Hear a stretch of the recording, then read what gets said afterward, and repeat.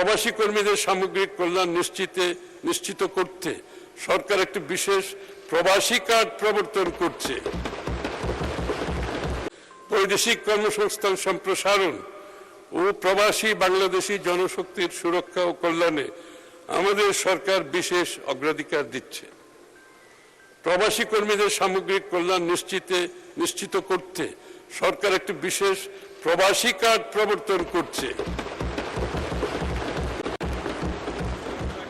প্রবাসী কল্যাণ সেবা, বীমা, ব্যাংকিং সুবিধা, জরুরি সহায়তার সাথে কার্ডটি সংযুক্ত করা হবে।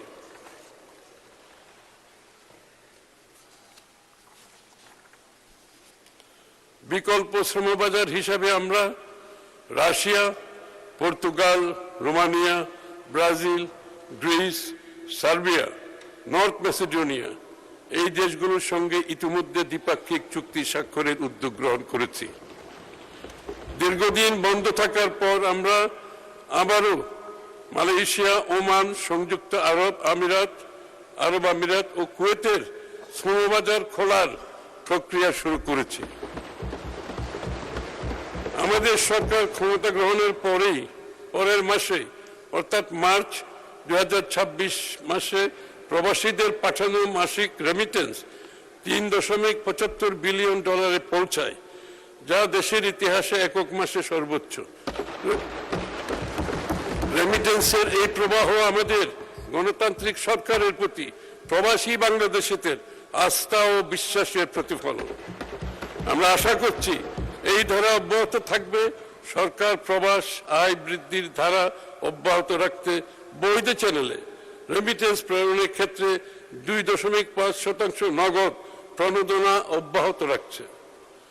অভ্যন্তরীণ বৈদেশিক শ্রম বাজারের চাহিদার ভিত্তিতে অকুপেশন ভিত্তিক দক্ষতা বৃদ্ধির লক্ষ্যে সরকার ব্যাপক পরিকল্পনা বাস্তবায়নের উদ্যোগ গ্রহণ করেছে। বিদেশে ব্যাপক চাহিদা রয়েছে এমন খাতগুলোর জন্য খাতভিত্তিক কোর্স এবং পাঠ্যক্রম চালুর কাজ শুরু করেছে। বাজার ভিত্তিক প্রশিক্ষণ, কারিকুলাম উন্নয়ন, সার্টিফিকেশন, অ্যাক্রিডিটেশন ও মান নিয়ন্ত্রণ জোরদার করা হয়েছে।